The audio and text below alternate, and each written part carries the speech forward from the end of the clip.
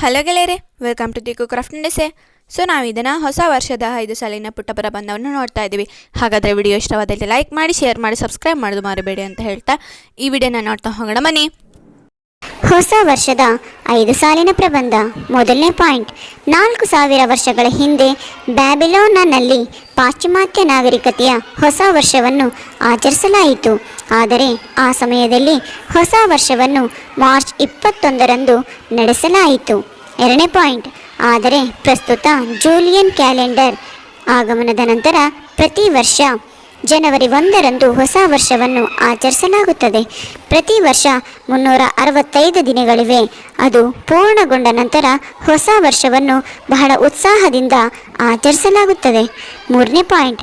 ಪ್ರಸ್ತುತ ಪ್ರಪಂಚಾದ್ಯಂತ ಪಾಶ್ಚಿಮಾತ್ಯ ನಾಗರಿಕತೆಯ ಪ್ರಭಾವದಿಂದಾಗಿ ಎಲ್ಲರೂ ಜನವರಿ 1ಅನ್ನು ಹೊಸ ವರ್ಷವೆಂದು ಆಚರಿಸಲಾಗುತ್ತದೆ. ನಾಲ್ಕನೇ ಪಾಯಿಂಟ್. ಹೊಸ ವರ್ಷದ ಸಂದರ್ಭದಲ್ಲಿ ವರ್ಣರಂಜಿತ ಕಾರ್ಯಕ್ರಮಗಳನ್ನು ಆಯೋಜಿಸಲಾಗಿದೆ. ಪಾಶ್ಚಿಮಾತ್ಯ ದೇಶಗಳಲ್ಲಿ ಕ್ರಿಸ್ಮಸ್ ದಿನದಿಂದಲೇ ಹೊಸ ವರ್ಷವನ್ನು ಸ್ವಾಗತಿಸಲು ಜನರು ಸೇರುತ್ತಾರೆ. ಐದನೇ ಪಾಯಿಂಟ್.